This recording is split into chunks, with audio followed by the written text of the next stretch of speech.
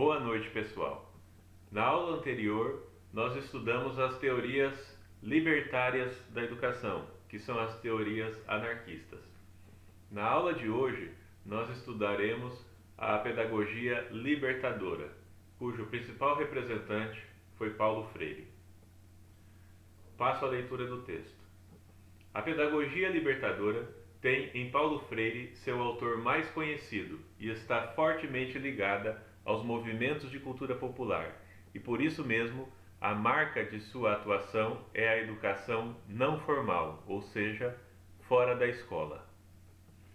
A preocupação com a educação dos excluídos é a tônica dessa corrente pedagógica, estando clara em todas as ações por ela propostas a concepção dessa corrente pedagógica de que a educação é um ato político, ou seja, a conscientização dos educandos é uma ferramenta em prol da transformação social.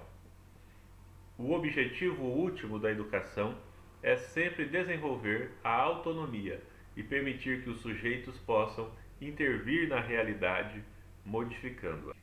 Essa concepção se apoia numa concepção dialética em que o educador e o educando aprendem juntos, numa relação dinâmica na qual a prática, orientada pela teoria, reorienta essa teoria num processo de constante aperfeiçoamento.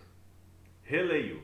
Essa concepção se apoia numa concepção dialética em que o educador e o educando aprendem juntos, numa relação dinâmica na qual a prática, orientada pela teoria, reorienta a teoria num processo de constante aperfeiçoamento. Embora sua origem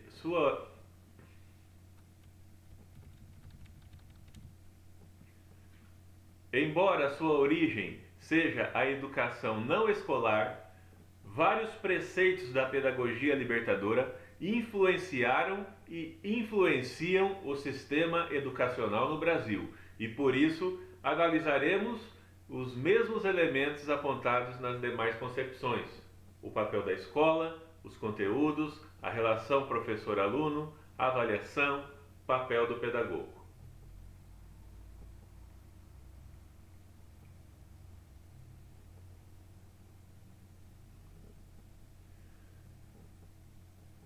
Embora em sua origem seja a educação não...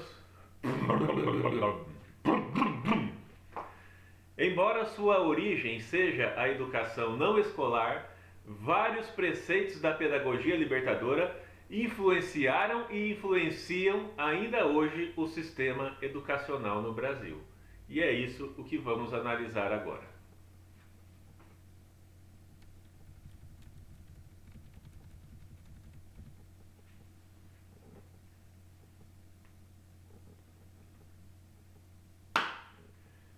No que se refere ao papel da escola, a pedagogia libertadora propõe a formação da consciência política do aluno por meio da problematização da realidade. Freire considerava que a escola de sua época promovia uma educação bancária, ou seja, apenas depositava informações no aluno, esperando que ele as devolvesse no momento de avaliação.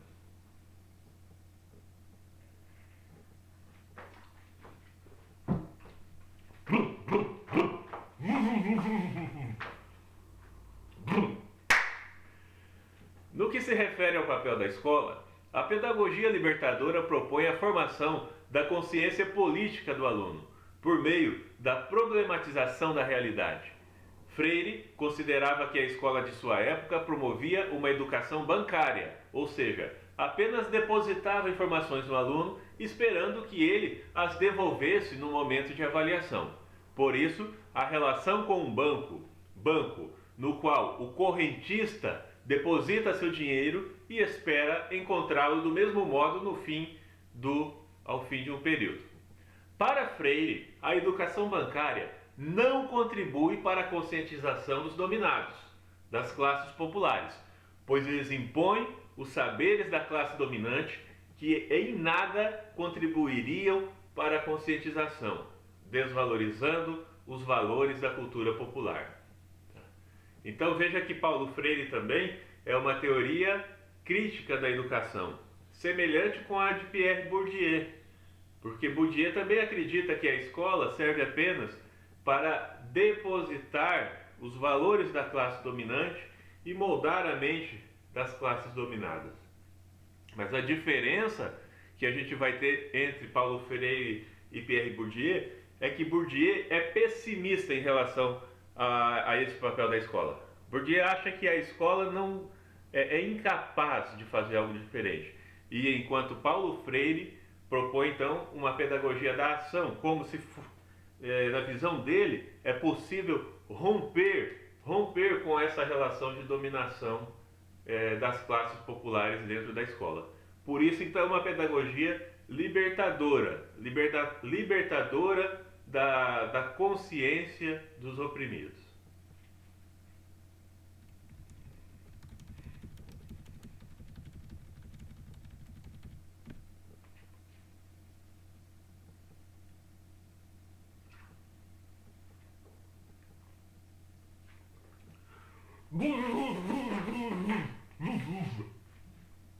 Rala, caraca. Fala que contra a educação pra cá, foi uma educação problematizadora, foi um método dialógico ativo que exige uma relação de autêntico diálogo entre aprendizes e educadores.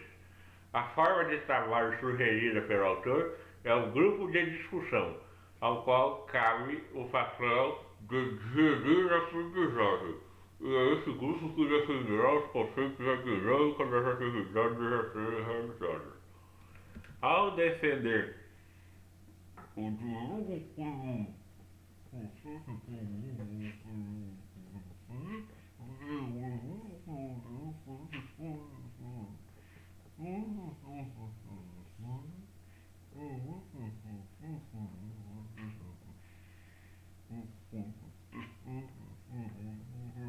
regiadas.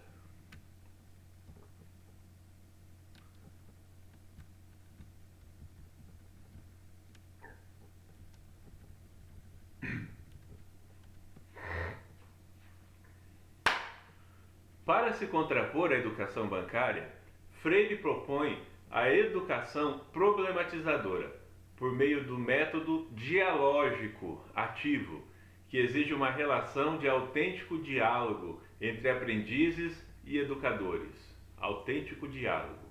A forma de trabalho sugerida pelo autor é o grupo de discussão, ao qual cabe o papel de gerir a aprendizagem. Então não é o professor sozinho que vai concentrar o que vai ser ensinado, que vai transmitir conhecimento. É uma relação dialógica, uma relação de comunicação autêntica entre o professor e os alunos, no qual tanto os alunos quanto os professores têm direito de fala. Aquilo que eles falam deve ser valorizado, aquilo que eles propõem deve ser pensado.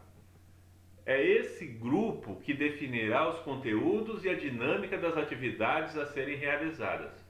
Ao defender o diálogo como processo que engaja, que une educador e educando, a pedagogia libertadora, de Paulo Freire, considera que ambos são aprendizes e ambos ensinam.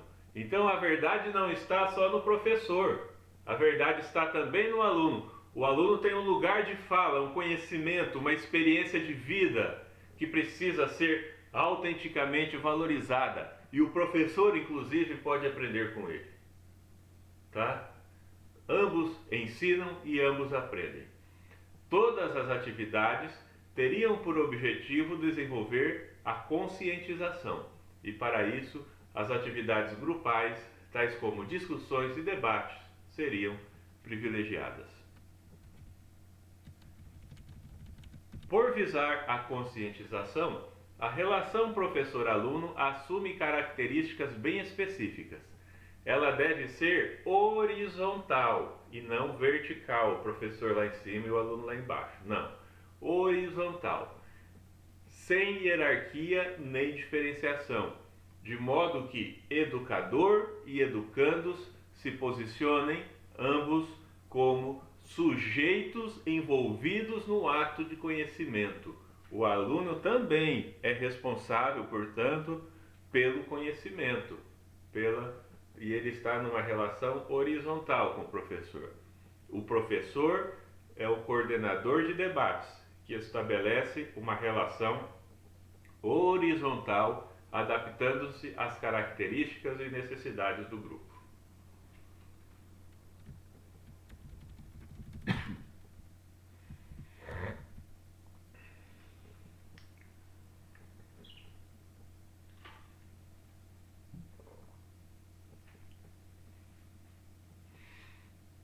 Durante a minha faculdade, eu tive um professor que eu admirava e que ele mesmo se admirava. Ele se achava um professor muito bom. Embora a maioria da sala de aula, e eu admito que até mesmo eu, não entendia o que ele dizia. Esse professor, por ser muito inteligente, talvez tinha alguns problemas emocionais de tal maneira que ele dava aula sem olhar para os alunos. Ele não olhava para os alunos. E ele terminava a aula, como eu era amigo dele, ele ficava admirado. Nossa, como hoje eu dei uma aula tão boa. E de fato deve ter dado. Só que ele não teve o cuidado, a preocupação de se adaptar ao nível da turma. Então ele deu uma aula genial, só que ele não perguntou se as pessoas estavam entendendo. É esse tipo de relação hierárquica que Paulo Freire está combatendo.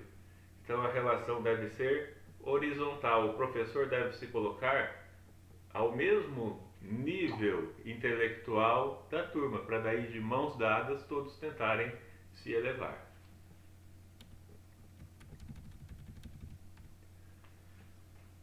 A relação pedagógica se estabelece tomando por base a cultura do grupo do qual os alunos são sujeitos participantes e, por isso mesmo, tem muito a contribuir no processo de ensinar e aprender. Quer dizer, os alunos são sujeitos participantes de uma realidade. E se a escola está vinculada ao mundo real, e não só ao mundo das ideias platônicos e tal, mas às coisas mesmas, então é preciso levar em consideração as experiências dos alunos. Os alunos têm muito o que ensinar e aprender. Segundo Libânio, nessa concepção, é preciso que o professor desenvolva uma total identificação com o grupo, sem o que a relação pedagógica perde a consistência. Então, Paulo Freire repete em outros livros, por exemplo, que ensinar é um ato de amor. O professor precisa se identificar com o povo, com o grupo, com as pessoas para quem ele está ensinando. Ele não é superior, ele pode ter algum conhecimento a mais, mas ele também tem muito o que aprender com seus alunos. Deve amá-los acima de tudo, se identificar. O seu trabalho principal é a conscientização, e para isso é necessário que se sinta parte do grupo e não uma autoridade sobre ele. O professor tem que se considerar do mesmo grupo, da sociedade e dos alunos para quem ele está ensinando. Os conteúdos denominados temas geradores deveriam ser extraídos da problematização da prática de vida dos educandos.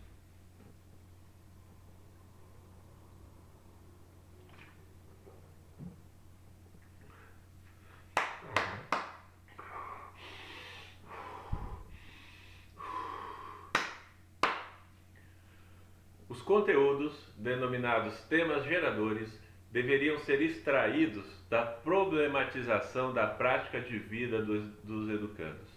Os conteúdos tradicionais da escola são considerados, por Paulo Freire, parte da educação bancária, uma fonte de imposição dos saberes da classe dominante sobre as classes dominadas, que Freire chamava de oprimidos. Daí o seu livro mais famoso no mundo inteiro, que é A Pedagogia do Oprimido.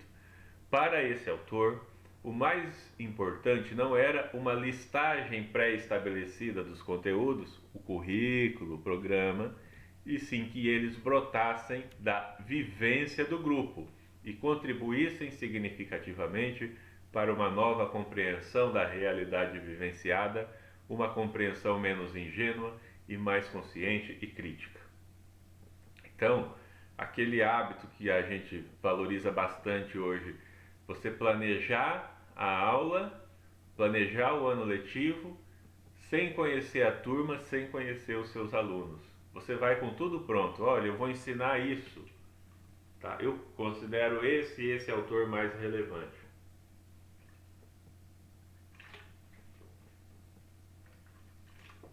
Eu considero, eu considero esse tema mais relevante. Isso Paulo Freire via então como uma relação autoritária e improdutiva, porque eu não sei quais são as expectativas, quais são as vivências, quais são as necessidades do grupo. Tá? Então, nessa concepção, não faz sentido propor as ações formais de avaliação. Tá? Não tem que ter avaliação, mas sim acompanhar o processo do grupo rumo à conscientização, por meio da autoavaliação e de produções escritas. A medida da real aprendizagem seria a mudança do modo de agir da comunidade, a mudança do modo de agir da sala. Você pegar uma sala que, por exemplo, rebelde, né, que se comporta de uma maneira, e ao longo do processo você observar um outro comportamento desses alunos em relação ao conhecimento, uma outra visão de realidade, uma conscientização da importância do seu papel político na sociedade, da importância do seu desenvolvimento pessoal para o grupo. Isso seria, assim, grandioso. E não simplesmente uma avaliação formal, né, uma prova que você deposita o conhecimento do aluno no aluno, e o aluno vai lá e responde exatamente aquilo que você tinha falado. Isso para Paulo Freire não